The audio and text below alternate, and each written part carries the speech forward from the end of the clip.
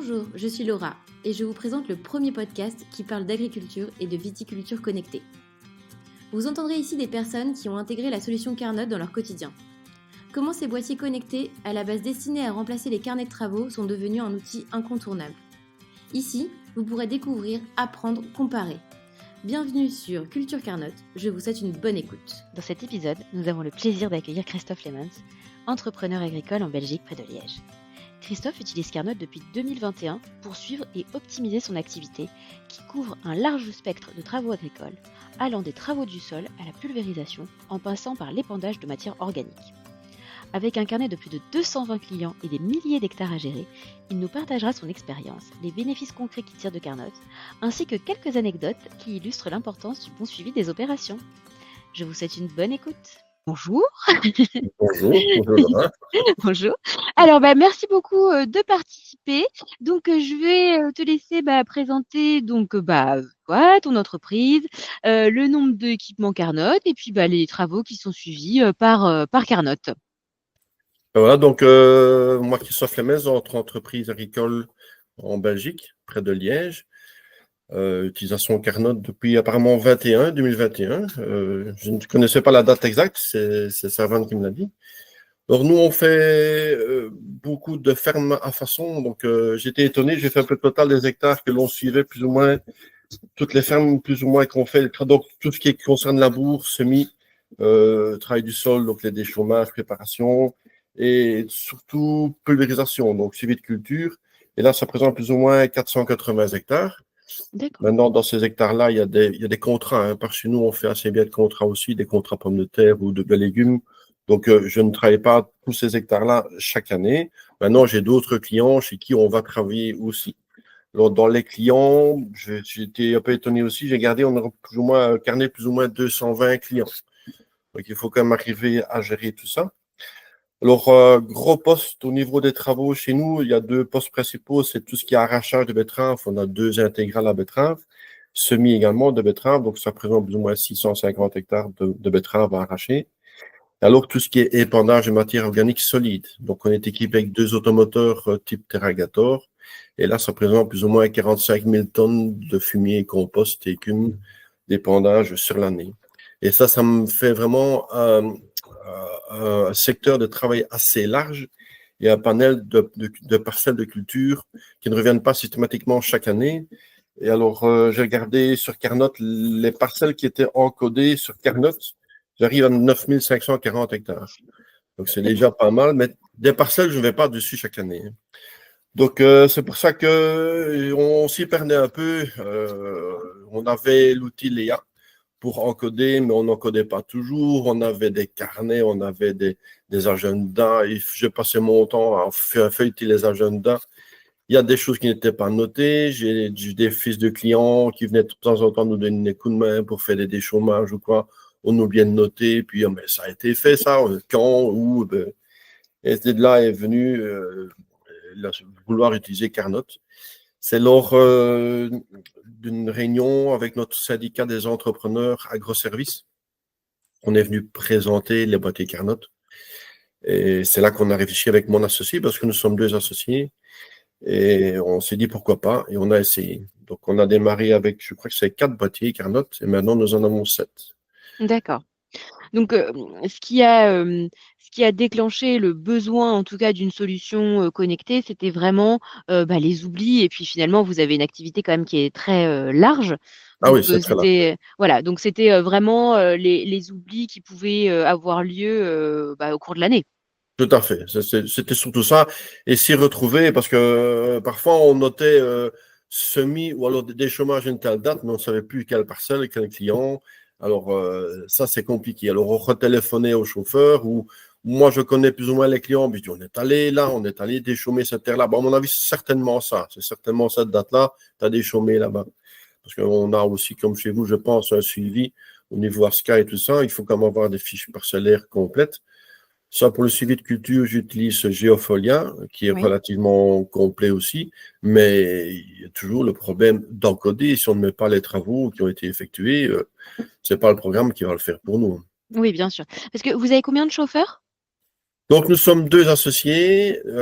Il y a ces deux fils qui travaillent avec nous en tant qu'étudiants. Et il y en a un depuis cette année qui est rentré sur l'entreprise avec nous. Oui, donc vous avez potentiellement 5 personnes qui sont amenées à intervenir et donc à prendre des notes des différentes activités qu'il y a eu.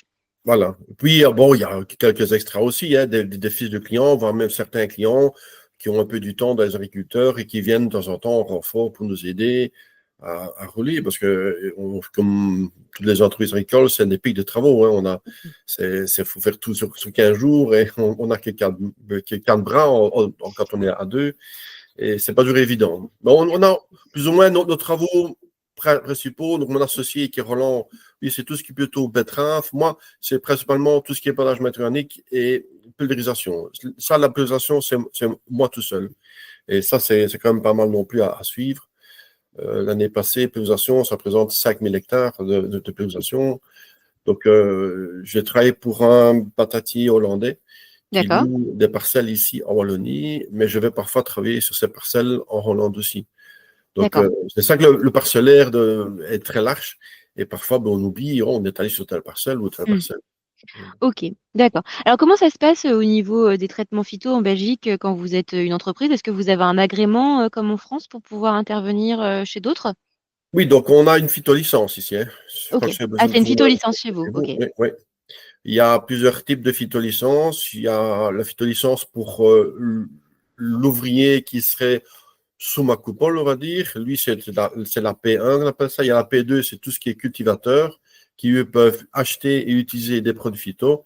Et moi, en tant qu'entrepreneur, j'ai une P3 où je peux acheter et vendre des produits phyto et faire un conseil de suivi de culture. Ok, alors tout ça c'est très clair, merci beaucoup. Alors, si on revient un petit peu sur Carnot, comment vous êtes organisé dans votre entreprise autour de Carnot?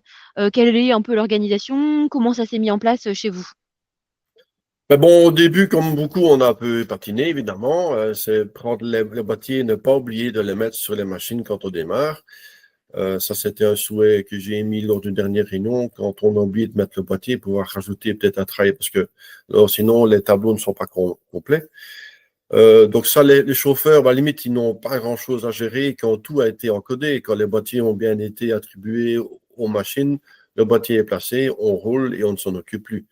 C'est moi derrière, parce que c'est moi qui m'occupe de toute la partie administrative et tout ce qui est facturation. Et là, c'est à moi d'aller rechercher les informations sur la page de Carnot. Et quand les boîtiers ont bien été mis, il n'y a pas de souci, on retrouve tout et ça c'est super. Mais encoder les parcelles aussi. Ça, les chauffeurs ont en charge d'encoder les parcelles, ce qui n'est pas toujours fait non plus. Mais comme le travail a été attribué à une parcelle, on sait aller mettre le client à la bonne parcelle. Donc, on arrive toujours à retomber sur ses pattes. Même si c'était pas le bon outil, on sait encore le changer par la suite aussi, ce qui est pas mal. Donc, ça marche bien. Mais au début, c'est vrai que c'est comme tous les programmes, s'il y a une mise en route à faire. Mais les chauffeurs, à la limite, à part prendre un boîtier et le mettre sur le tracteur, ils n'ont pas grand-chose à faire. Quoi. Non, effectivement. Et puis après, il y a toutes les habitudes qui étaient avant, qu'il faut changer, Ouais, penser à prendre le Carnot. Effectivement, rentrer les parcelles, c'est quand même effectivement assez pratique quand les chauffeurs rentrent directement les parcelles pour que vous, après, vous n'ayez plus qu'à consulter les données en fin de journée. tout à fait. Voilà, ouais. Donc, tu disais tout à l'heure que tu avais un associé, Roland. Est-ce Oui. que lui aussi met le nez dans Carnot ou c'est essentiellement toi qui gères? Non, très peu. Il met très peu le nez dans Carnot. C'est moi qui gère.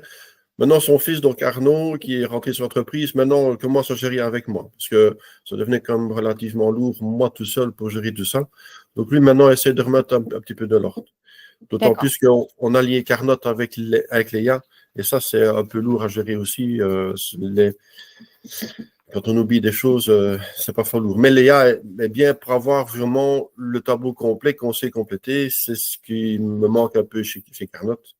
Que apparemment vous êtes en train de travailler dessus et j'espère bien, plus ou moins à court terme, ne plus travailler qu'avec vous. D'accord.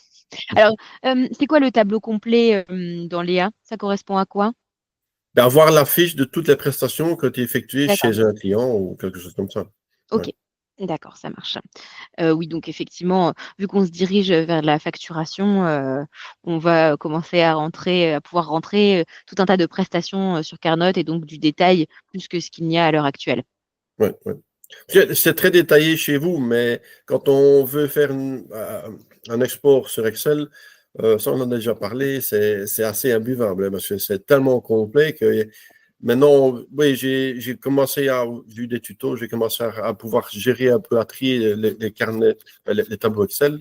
Mais bon, c'est comme une étape en plus. C'est dommage que c'est clair à l'écran et puis sur Excel, on nage un peu, quoi. Ouais, alors effectivement, c'est parce qu'on affiche, plein de données pour pouvoir, enfin, pour qu'elles puissent être retraitées si besoin, Tout à fait, après. hein. Mais effectivement, c'est tout à fait entendable le fait que tout le monde n'ait pas besoin d'autant d'informations, évidemment. Ouais, ouais. OK, alors du coup, pour enchaîner donc sur l'organisation chez vous, donc on sait que, bah, il est important, hein, finalement que tout le monde dans une entreprise ou autre, adhère à la solution, Carnot pour qu'elle soit vraiment bien implantée. Est-ce que chez vous, ça s'est tout de suite bien implanté? Est-ce que vous avez rencontré des difficultés là-dessus? Non, pas spécialement, de difficultés, non. Le deuxième fils de Roland, enfin, qui a, je veux dire, un peu mal tout, a voulu gérer un peu l'histoire. Alors, on s'est trouvé avec des doubles matériels, des doubles parcelles et tout ça. Donc là, il a fallu un peu remettre un peu un tri. C'est comme l'idéal quand c'est une seule personne qui gère au départ, quand il y en a plusieurs qui gèrent, alors on se retrouve avec des doublons et ça, il a fallu refaire un tri la première année. Mais OK, sinon, à part ça, non, sinon, c'est très facile à gérer, hein. OK, d'accord. Hem, Tout à l'heure, on parlait du fait que, vous aviez pris, Carnot parce qu'effectivement, il y avait, des oublis, de saisie, il y avait, bah, voilà, une grosse activité, donc c'était dur avec, tout ce qui se passe de toujours tout remplir. Est-ce qu'aujourd'hui, Carnot répond à ce besoin? Est-ce que vous vous y retrouvez, complètement? Est-ce que vous avez, noté du coup, des différences entre l'activité que vous releviez avant à la main et l'activité maintenant qui est enregistrée automatiquement? Ah, c'est certain qu'il y a une différence. Au niveau des oublis, il n'y en a plus. C'est vrai que ça m'a obligé, entre guillemets, d'acheter un deuxième écran sur mon portable. Maintenant, j'ai Carnot qui est sur un écran et mon programme de facturation de l'autre côté. Comme ça, j'essaie tout de suite d'aller voir donc quand je remplis les tableaux où on est allé, quelle parcelle et remplir. Donc, c'est comme un gros plus et ça m'aide franchement à ne plus rien oublier, à avoir des tableaux vraiment complets. Et les fiches culturelles maintenant sont tip-top, quoi, hein. OK. Est-ce que vous avez des petites anecdotes où Carnot, justement vous a aidé? Ben, j'en ai une auquel j'ai pensé particulièrement. On a l'ASCA ici. Je ne sais pas si vous avez la même chose en France. C'est l'Agence fédérale pour la gestion de la chaîne alimentaire. D'accord, alors ça doit porter un autre Euh, nom en France, j'imagine, mais il doit y avoir, quelque chose de semblable. oui, donc on est quand même très fort surveillé au niveau phyto. Les locales phyto sont inspectés. Et comme j'ai plusieurs clients, donc tous les clients ont leur stock phyto chez moi. Donc quand j'ai un contrôle, l'ASCA débarque chaque fois chez moi. Donc maintenant, le contrôleur, je commence à le connaître parce qu'il vient 2 à 3 fois par an chez moi, en fonction des différentes exploitations qu'il doit contrôler. Et une fois, il me téléphone, il me demande si je suis à mon hangar. Et je dis oui, mais j'arrive, qui me dit, et alors, quand il est arrivé, il me dit, à tel jour, à telle heure, tu étais où? J'ai ouvert mon application Carnot, j'ai regardé, j'étais sur telle parcelle. Alors là, il a été un peu soufflé. Ben, oui, c'est bien ça. C'est la personne qui est en question. Qu'est-ce que tu mettais comme produit? Je dis, chez le produit, etc. Et il y avait une plainte d'une femme qui avait dit qu'il y avait une mauvaise odeur, qu'on devait utiliser un produit interdit, etc. Donc là, j'ai pu vraiment prouver que j'étais bien sur la parcelle et au moment qu'il demandait. Donc là, il a comme été un petit peu étonné, quoi. OK, donc le suivi, un peu à la trace, ça a du bon. Ah ouais, ça oui. Et une autre anecdote, c'est plutôt pratique. Donc j'étais de l'autre côté de Maastricht, en Hollande. J'étais arrivé sur une parcelle avec le GPS et je suis tombé en panne avec mon pulvérisateur. J'ai attrapé un gros piquet avec la rampe. Et en démontant la rampe, j'ai eu tuyau hydraulique qui a explosé contre mon smartphone. Donc, mon téléphone était HS, je ne savais plus téléphoner, j'ai su me réparer. Bon, on se demandait où j'étais et Arnaud, le fils de mon associé, a su voir où j'étais grâce à la balise Carnot. Il est arrivé en voiture parce qu'il savait que j'étais en panne, mais il ne savait pas combien de temps. Mais il est arrivé à moi et j'ai pu quitter la parcelle et reprendre la route en suivant en voiture. Sinon, je ne sais pas comment je serais arrivé. Ah oui, donc il a eu le réflexe d'aller sur Carnot pour Oui, voir où tu étais et du coup venir un peu à la rescousse. voilà, c'est ça. OK. Bah, ça, c'est un bon usage, hein. Ça, c'est quelque chose qu'on entend en particulier alors, chez les viticulteurs, ceux qui travaillent, donc, en France sur des terrains, sur des coteaux, très pentus où, bah, du coup, ils surveillent régulièrement l'avancée de leur chauffeur pour, Ah ouais, savoir, bah, si, par exemple, ils ont pas eu un accident ou autre, ils vérifient qu'ils avancent très régulièrement et si besoin, comme ça, ils peuvent intervenir, directement. voilà, voilà. Donc il y a le côté quand même un petit peu sécurité, parfois aussi qui En intervient. plus, ce jour-là, ben, ma femme essayait de me joindre, c'était un jour soir, il n'y a plus personne qui arrivait à me joindre, donc on ne savait pas où, ben, eux ne savaient pas où j'étais, ce qui se passait, donc c'est ça qu'Arnaud a décidé de prendre la Ah ouais. voiture et venir me trouver. Il m'a aidé à réparer, et donc Et tout bah, voilà. est bien terminé. Bon bah faut du coup moralité, il faut donner accès à Carnot à votre femme. Ben, j'ai donné accès, ça, elle a accès, mais de là à aller voir, c'est tout autre chose. Au moins elle peut savoir où vous êtes. OK, alors, si on revient, sur, la partie, facturation. Oui. Donc, comment ça se passe la facturation chez vous? À quel rythme vous facturez? Et est-ce que vous avez noté du coup des différences depuis que vous utilisez Carnot? Alors là, la régularité de facturation est très mauvaise chez moi. On a beaucoup d'entreprises agricoles, je pense. On dit chaque année qu'on va facturer plus souvent, mais quand on est pris dans les travaux, la méthode de l'année passée était très mauvaise. On a été fort pris. On se dit le premier jour qu'il pleut, on va s'y mettre, mais on a toujours à travailler sur un matériel ou l'autre, et puis il fait un peu bon, on réessaye, on perd un temps fou à chipoter dans l'atelier ou sur les routes à l'essayer. Et la facturation dit toujours on fera ça demain ou le soir. Donc je facture un peu plus souvent, mais pas souvent assez. Maintenant, Carnot m'aide quand même justement, parce que comme je ne facture pas souvent, quand on revient 3 ou 4 mois après, se rappeler ce qui a été fait, ça c'est très compliqué. Mais Carnot, on arrive à aller tout rechercher. Donc de là, mon deuxième écran et pouvoir remplir mes tableaux toujours dans Léa ou en Geofolia. Comme ça, je suis tout bien remplir avec les dates exactes et les parcelles justes qui ont été traitées et où il y a des déchômages qui ont été faits, tout ça. Et donc ça m'aide grandement, mais c'est encore un travail assez assidu à faire. C'est pour ça que je n'ai pas encore tout à fait terminé mon année de 2024. D'accord, OK. Comment s'est amorti chez vous, le coût de Carnot aujourd'hui? Bon, l'amortissement, j'avoue qu'on n'y a jamais trop pensé. C'est une aide pour nous. Donc, je veux dire, c'est un mal nécessaire. On n'a pas fait de calcul de rentabilité sur ça. De toute OK, façon, à partir du moment où on a retrouvé deux, trois travaux, ben, les carnotes, ils se payent. Hein, ça, il n'y a pas de problème. OK, d'accord. Oui, c'est assez efficace. Oui, oui. Alors on va terminer avec deux trois questions.